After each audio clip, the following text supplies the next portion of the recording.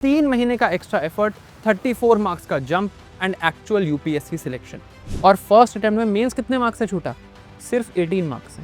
अगर यहाँ मैंने मेहनत ढंग से कर ली होती, I would have gotten selected in my first attempt. Optional subject papers के लिए आपको ऑनर्स डिग्री लेवल की इंफॉर्मेशन चाहिए।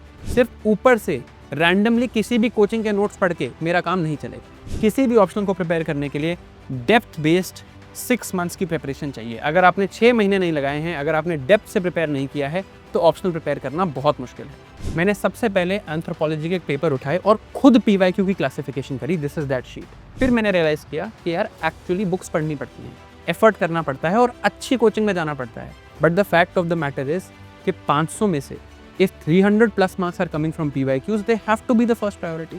If we don't follow our coaching properly, if we just prepare at the surface level, बात नहीं बनेगी। Ideas don't matter, reading doesn't matter, classes don't matter, notes don't matter, marks matter. So this new YouTube channel that we are starting,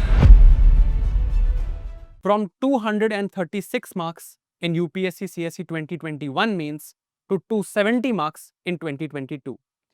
3 महीने में अपने mains में 34 marks मैंने optional में बढ़ा लिए। 3 महीने क्यों? 2021 में जब मैंने अटेम्प्ट दिया था, मेंस हुआ था जनवरी में, बिकॉज कोविड की वजह से मेंस डिलेड था। 2022 का मेंस हुआ था सितंबर में, और बीच में मैंने प्रीलिम्स की भी प्रिपरेशन करी। 3 महीने का एक्स्ट्रा एफर्ट, 34 मार्क्स का jump and actual UPSC selection. This is the optional story. How do you actually prepare for the optional and how do you actually get marks? Hello and welcome to Sarthi IAS. I am Dr. Shivan and in this video I'm going to tell you optional के लिए prepare करा कैसे जाता है। See, the fact of the matter is that when I first gave my attempt in 2021, मुझे लगा था कि यार कुछ नहीं है, कोचिंग रीड मटेरियल पढ़ लो, रीडिंग मटेरियल पढ़ लो, नोट्स बना लो और ऑप्शनल के मार्क्स आ जाएंगे। जैसे जीएस में प्रिपरेशन होती है वैसे यहाँ पर भी हो जाएगी। मैंने कोई एग्जाम रेलेवेंस नहीं देखी, ना कोई पीवाईक्यूज देखे, कोचिंग पे रिलाई किया, ऑप्शनल को जीएस की तरह ट्रीट किया, सरफेस लेवल पे प्रिपरेशन करी। हुआ क्या था कि I had actually joined a coaching in 2021 before 2021 for optional. Teacher ठीक थे, मैंने पढ़ा, मुझे लगा मेरे नोट्स बन गए, इन्हीं नोट्स से मैं जाके आंसर लिखाऊंगा, मोस्टली इसमें चीज़ें कवर हैं। अक्षत जैन सर की एक बुक आती थी, अक्षत जैन सर आईएएस हैं सिलेक्टेड, उनकी एक बुक आती थी ऑन पीवाईक्यूज। मुझे लगा यार ये तो बढ़िया मटेरियल मिल गया, एक बुक में सारे पीवाईक्यूज के आंसर लिखे हैं, मेरे पास अपने कोचिंग के नोट्स हैं, इन दोनों को कंबाइन करूंगा, जाऊंगा, नंबर आ जाएंगे। नंबर कितने आए? 236। 236 एक बिलो पार स्कोर है। और फर्स्ट अटेम्प्ट में मेंस कितने मार्क्स से छूटा? सिर्फ 18 मार्क्स से। अगर यहां मैंने मेहनत ढंग से कर ली होती, I would have gotten selected in my first attempt. Then I realised कि यार ऑप्शनल और जीएस में ना बहुत फर्क होता है। ऑप्शनल में मैंने फिर गया और मैंने यूपीएससी की नोटिफिकेशन पढ़ी। नोटिफिकेशन में क्या लिखा है कि ऑप्शनल सब्जेक्ट पेपर्स के लिए आपको ऑनर्स डिग्री लेवल की इंफॉर्मेशन चाहिए।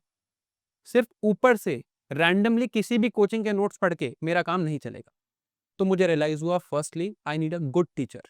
मैं उन टीचर्स को फॉलो करूं जिनके खुद 300 प्लस मार्क्स आ चुके हैं। And second, I have to make my own effort. तो मैंने सब कुछ रीसेट करके फिर से मेंस के बाद फेल होने के बाद ये सोचा कि यार I am now going to reset my preparation and start again. I thought that firstly let me analyse the paper properly. आप किसी भी ऑप्शनल को देख लो, किसी भी ऑप्शनल को, उसे आप 3 महीने में प्रिपेयर नहीं कर सकते। किसी भी ऑप्शनल को प्रिपेयर करने के लिए डेप्थ बेस्ड 6 मंथ्स की प्रिपरेशन चाहिए। अगर आपने 6 महीने नहीं लगाए हैं, अगर आपने डेप्थ से प्रिपेयर नहीं किया है, तो ऑप्शनल प्रिपेयर करना बहुत मुश्किल है। सेकेंड थिंग आई रियलाइज्ड कि यार ऑप्शनल में तो रिपीट होता है पेपर। 500 नंबर का ऑप्शनल है, paper 1 and paper 2। 300 plus marks का किसी भी ऑप्शनल में पीवाईक्यू से आ रहा है, इवन इन डायनेमिक ऑप्शनल्स। हमें लगता है ना यार पीएसआईआर तो बहुत डायनेमिक ऑप्शनल है, रैंडमली चेंजिंग ऑप्शनल है, उसमें भी 300 प्लस मार्क्स सिर्फ पीवाईक्यू से आ रहे हैं। बट मेरे पास तो पीवाईक्यूज की बुक थी, मैंने तो पीवाईक्यूज के आंसर्स पढ़ रखे थे, फिर मेरे मार्क्स क्यों नहीं आए? Let me show you what effort can, what the difference effort can make. देखते हैं। ये मेरी बुक थी इन माय 2021 अटेम्प्ट। बुक थी, बुक में ये क्वेश्चन है, क्वेश्चन का आंसर यहाँ पे लिखा हुआ है। मैंने कहा यार बढ़िया है, आंसर मिल गया, बात खत्म। ये है, थोड़ा बहुत नोट्स में लिखा है, एक आधा पॉइंट सप्लीमेंट कर लूंगा।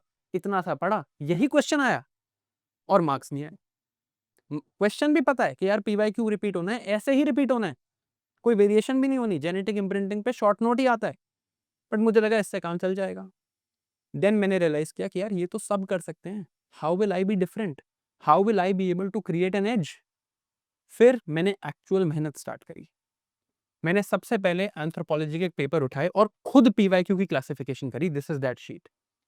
मैंने सिलेबस को डिवाइड किया कि अच्छा यार, जैसे 1 ये 2.1 है एंथ्रोपोलॉजी का चैप्टर, इसमें नेचर ऑफ कल्चर है, इसमें कितने क्वेश्चन आए आज तक? 9 क्वेश्चन आए हैं।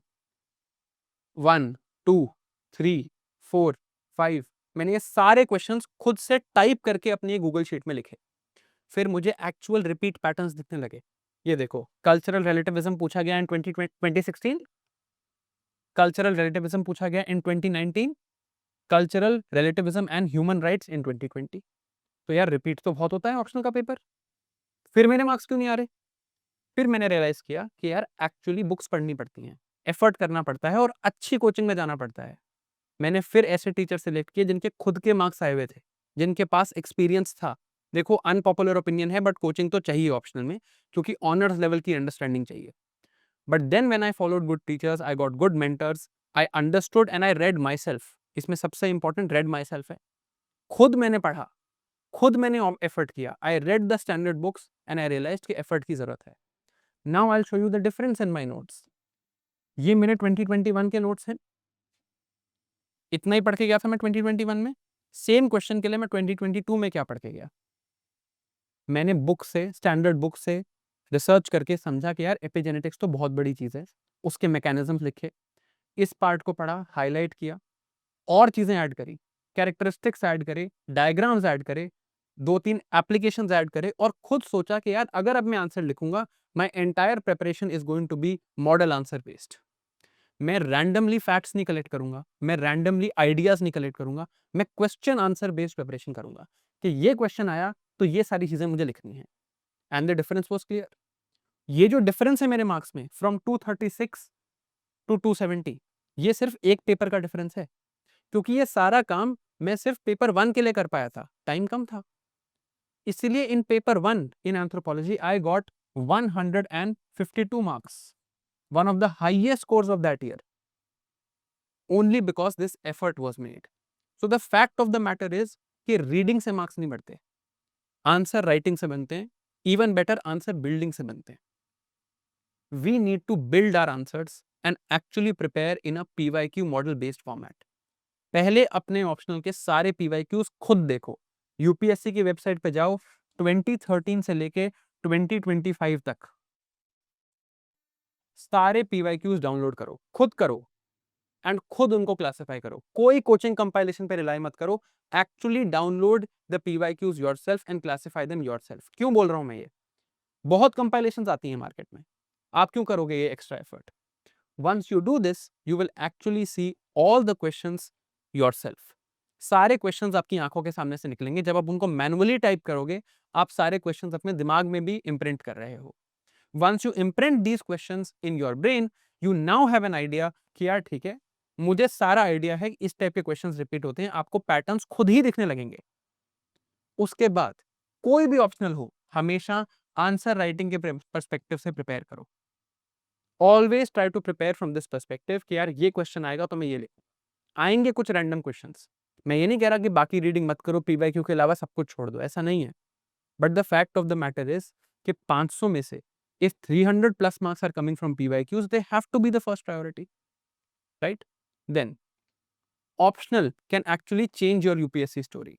मेरे अगर आप सिलेक्शन देखो फ्रॉम 21 टू 22, कोई बहुत ज्यादा फर्क नहीं है 21 और 22 में जीएस के मार्क्स में। ओवरऑल जीएस में 10-15 नंबर का फर्क है, बट ऑप्शनल में सबसे ज्यादा फर्क है।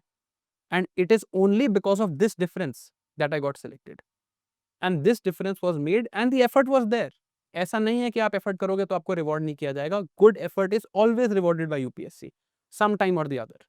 तो इसको ऐसे ही ट्रीट करना है। See the fact of the matter is that if we do not prepare for option properly, if we don't follow our coaching properly, if we just prepare at the surface level, बात नहीं बनेगी।